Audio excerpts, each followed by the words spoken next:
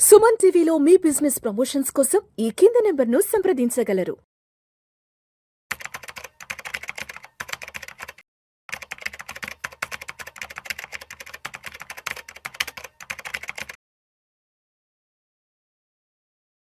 సాయిరామ్ గారు నమస్తే sir.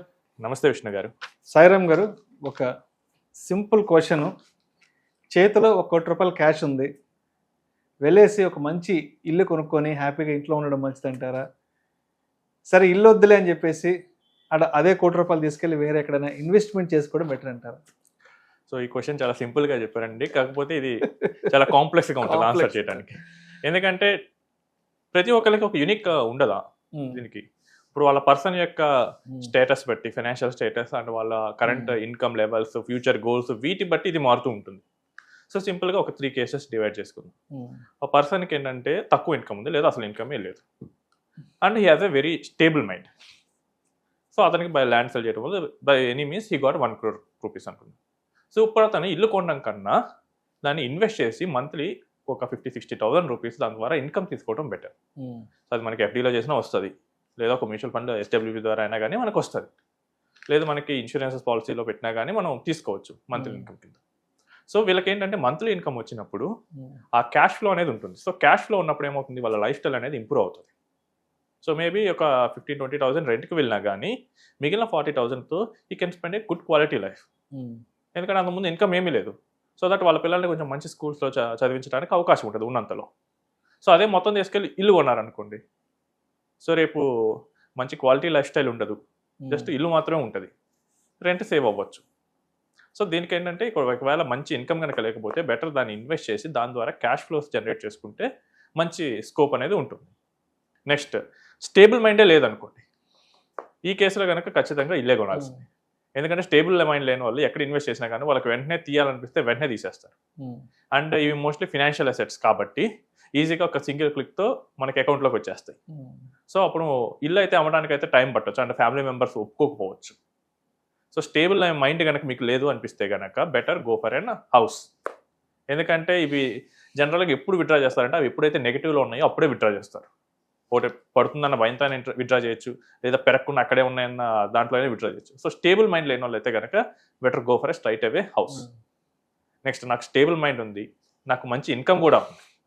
So ఇప్పుడు అతను ఎన్నో ఇల్లు కొన్నాడు, ఇది his first house or second house. So first house అయితే కనుక ఇల్లు కొనుక్కోవచ్చు, కానీ ఉన్న అమౌంట్ మొత్తం పెట్టకుండా ఓ 20% వరకు డౌన్ పేమెంట్ కట్టి మిగతా అది మంచి ఇన్కమ్ ఉంది కాబట్టి బ్యాంకర్ దగ్గరికి వెళ్ళి లోన్ తీసుకుంటే కనుక ఆ బ్యాంక్ లోన్తో మనం హోమ్ని తీసుకోవచ్చు. సో మీరు చెప్పినట్టు 1 crore అన్నారు, ఒక 20 lakhs డౌన్ పేమెంట్ కట్టేసి మిగిలిన 80 lakhsని మనం లోన్ కింద బ్యాంక్ నుంచి తీసుకోవచ్చు.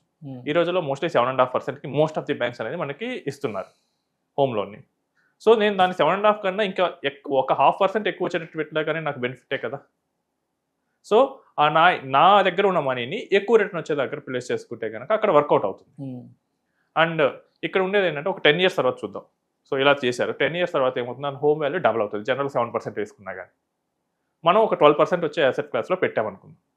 సో నా 80 lakhs ఏమవుతుంది, ఆల్మోస్ట్ 3 crores పైన అవుతుంది.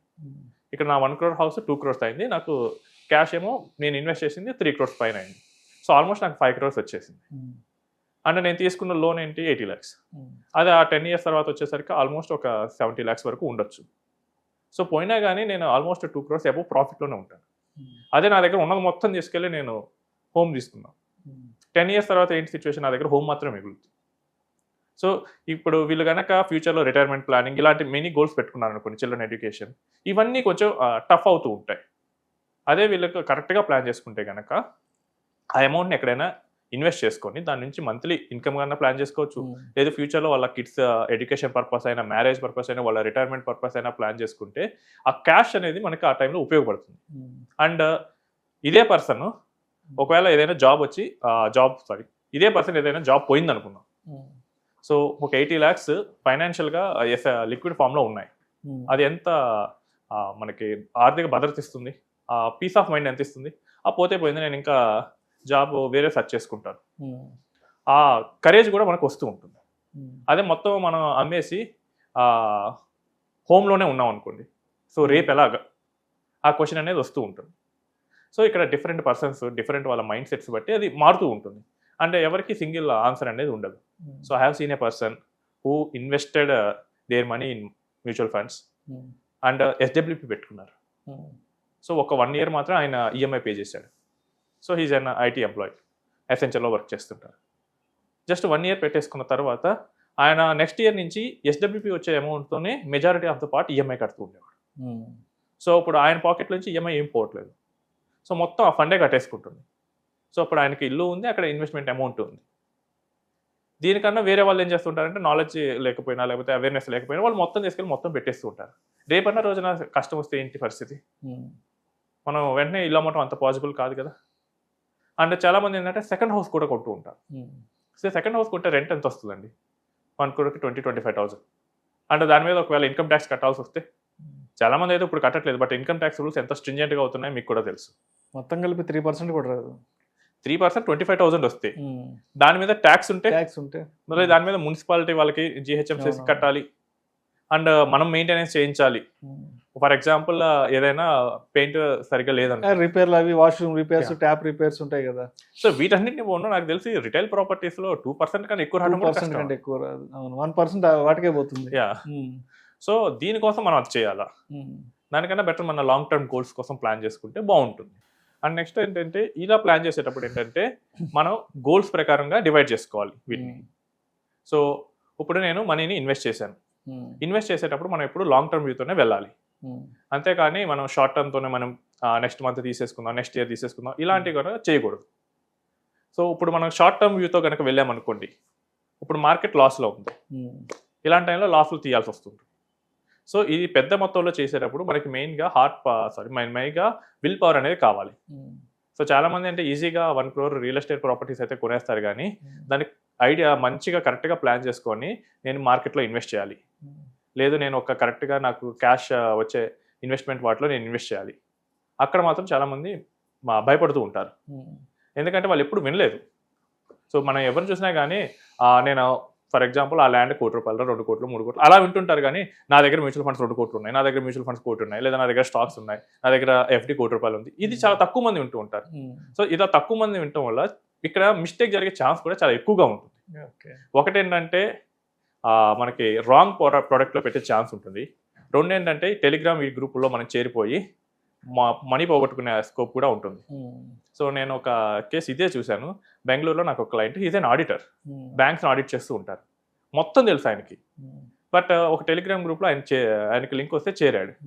సో ఆయన మేము ఇంత రిటర్న్ తెప్పిస్తాం, అంత రిటర్న్ తెప్పిస్తా అని చెప్పేసేసరికి ఆయన అసలు ఆశపడిపోయి మనీని మొత్తాన్ని అటు పెట్టేశాడు.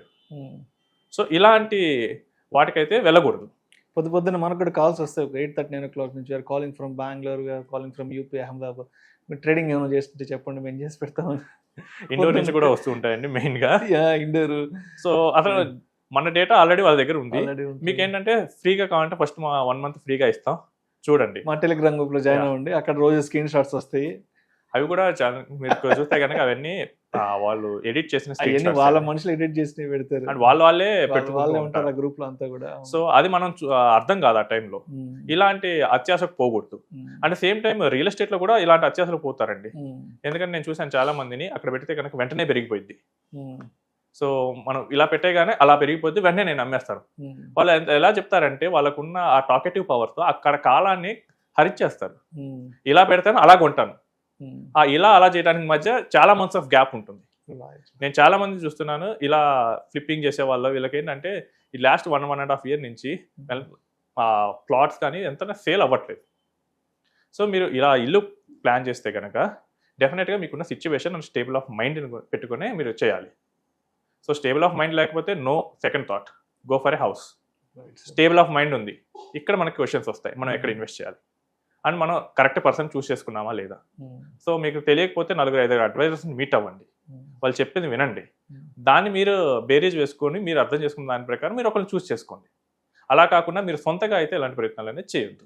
Thank you sir, thank you so much Sairam గారు. థ్యాంక్స్.